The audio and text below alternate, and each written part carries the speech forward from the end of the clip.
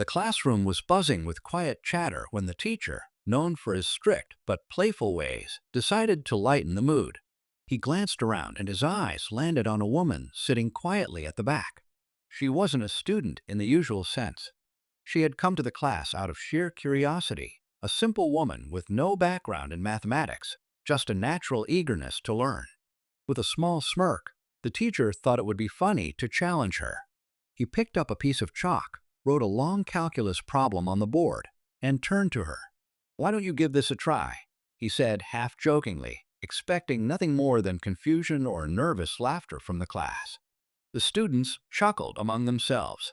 Some whispered that she wouldn't even understand the first line. Others thought it was unfair, almost like setting her up to fail. After all, calculus was difficult even for the brightest minds in the room. But what none of them expected was the way she calmly stood up, walked to the board, and looked at the problem with quiet focus. Instead of embarrassment, there was a strange confidence in her eyes, as if the numbers and symbols spoke a language only she could understand. For a moment, the teacher folded his arms, certain she wouldn't get past the first step. The students leaned in, waiting to see her stumble. But as her hand moved across the chalkboard, the atmosphere began to shift. Every mark of chalk seemed deliberate, precise, and strangely effortless. Whispers turned into silence. The teacher's smirk slowly faded as curiosity replaced doubt. And then came the moment that no one in the classroom was prepared for. What happened next left everyone completely stunned. The chalk moved quickly under her hand, yet there was no hesitation. Each line she wrote seemed to connect naturally to the next, as if she wasn't solving the calculus problem, but revealing something already hidden in the numbers. The students glanced at one another, trying to figure out if she had seen this problem before, or if it was just luck. But the teacher knew better. He had created this equation himself only that morning. There was no way anyone could have memorized it. What made it even more puzzling was her background.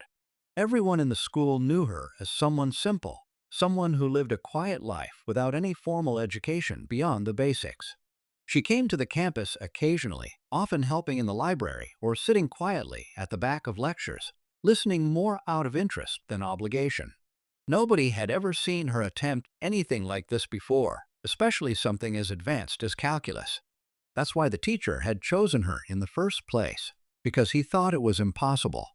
Now, the silence in the room grew heavier with each passing second. The girl in the front row leaned forward, her pen frozen above her notebook. A boy in the back adjusted his glasses, trying to keep up with her writing.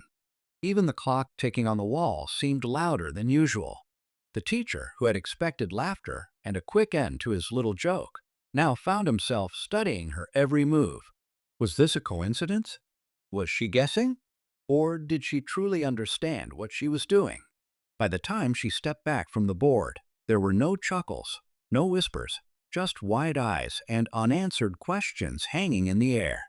The teacher slowly approached the board, his eyes scanning the lines she had written.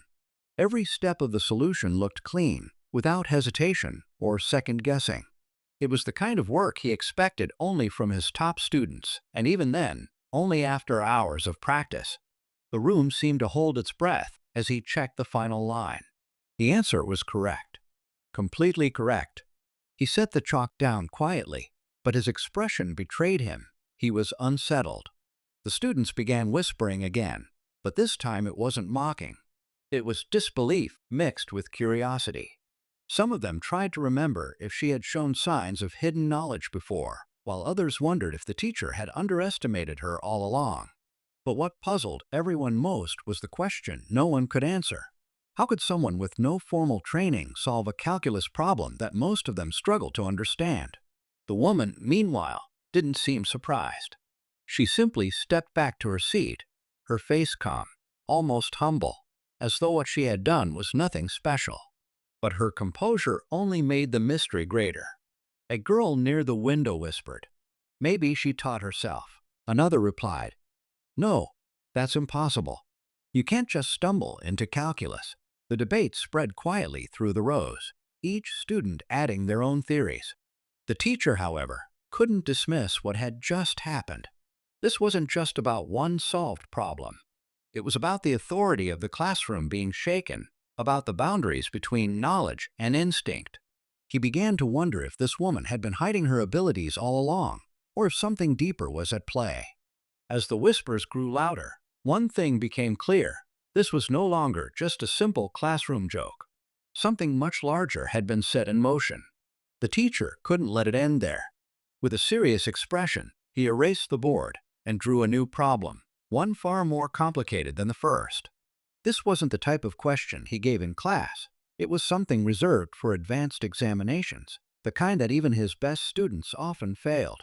He turned to her, his tone firmer now. "Solve this one," he said, almost as if daring her. The room fell silent again, the tension so thick that even the smallest sound felt louder. The woman stood slowly, her calmness unshaken. She picked up the chalk once more, her hand steady, and began to work through the maze of equations. Each step she wrote seemed to flow naturally, like a story unfolding. Students leaned forward, eyes wide, trying to keep up with the logic she was revealing. A boy in the back row muttered, "This doesn't make sense. How is she doing this?" The teacher's heart raced as he followed her progress. He had expected her to falter, to pause in confusion, but instead she pressed on with quiet certainty. The deeper she went into the problem, the more it felt like the balance of the classroom was shifting. It was no longer about a joke or a test. It was about something extraordinary taking place before their eyes. Some students began recording on their phones, wanting proof of what they were witnessing.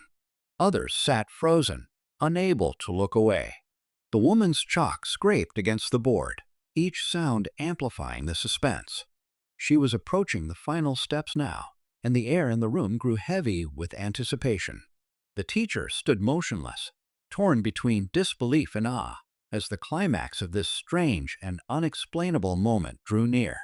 Just as she neared the final line of the solution, the classroom door creaked open. The head of the mathematics department stepped inside, curious about the unusual silence. Normally, this class was filled with scribbles, mutters, and the scratching of pens. Now, every student sat in stunned stillness, eyes locked on the chalkboard. He frowned and asked what was happening. The teacher hesitated, then gestured toward the woman at the board. "She's solving it," he said, his voice low, almost uncertain. The department head narrowed his eyes. He recognized the equation instantly. It was one of the toughest problems he had designed for postgraduate exams, something he doubted any undergraduate could solve. And yet here was this woman, someone with no formal education, calmly writing her way through it as if it were second nature. He stepped closer, his curiosity turning into disbelief. "Where did you learn this?" he asked her quietly, but she didn't look up. She just kept writing. The students shifted uneasily in their seats.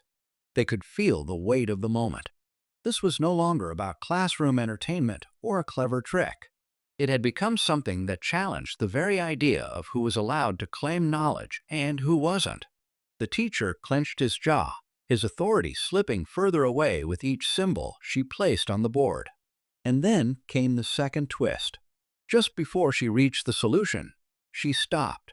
Her hand froze midair, the chalk hovering above the board. She turned slowly, her eyes scanning the room, and said softly, "The problem isn't written correctly." Gasps rippled across the class. The department head stiffened, realizing she had spotted a hidden flaw in the question itself, something even he hadn't noticed before. The stakes had just risen higher than anyone imagined. The room was stunned into silence. The department head, usually unshakable, stepped forward and examined the board closely. His face tightened as he realized she was right. There was an error in the way the problem had been set up. It wasn't just a difficult equation. It was unsolvable in the form he had written. He glanced at the teacher, who looked equally shocked, his pride quietly crumbling.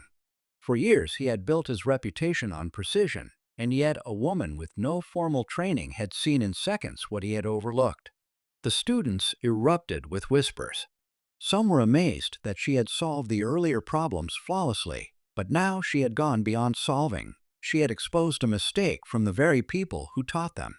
The teacher felt the ground shift beneath him, his authority shaken in front of the very class he commanded.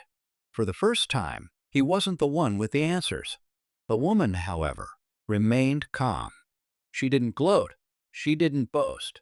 She simply picked up the chalk again and, in a few quiet strokes, rewrote the problem correctly. Then, with effortless grace, she completed the final solution. Every line was exact, and the result left no room for doubt. When she set the chalk down, the board stood as undeniable proof of her brilliance. The department head sighed, both humbled and awed. "Remarkable," he murmured. The students broke into applause, unable to contain their excitement. The teacher, though shaken, finally managed a small nod of respect. But just as the tension seemed to settle, the woman smiled faintly and said, "This isn't the hardest problem I've seen." Her words hung in the air like a riddle, leaving everyone to wonder if this was only the beginning. What else was she capable of? The classroom slowly returned to life, though the energy was entirely different now. What had begun as a harmless joke had turned into an unforgettable lesson. The students, who once doubted her, now looked at the woman with respect and curiosity. Many of them whispered among themselves, wondering how someone without years of training could not only solve complex calculus problems, but also correct the mistakes of their own professors. The teacher, though humbled, took a deep breath and addressed the class. "Sometimes," he admitted, "wisdom comes from unexpected places. Today, we've all learned that knowledge isn't defined by titles or degrees. It's about the way you see the world." His words carried a weight that silenced the last of the whispers. He turned to the woman and gave her a small, genuine bow of respect, something none of the students had ever seen him do before. The department head, still visibly impressed, asked her if she had studied privately or learned on her own. She only smiled and said, "I just like to look at problems differently. Numbers are like a puzzle, and puzzles always have a way of revealing their truth." It was a simple answer, yet it explained everything.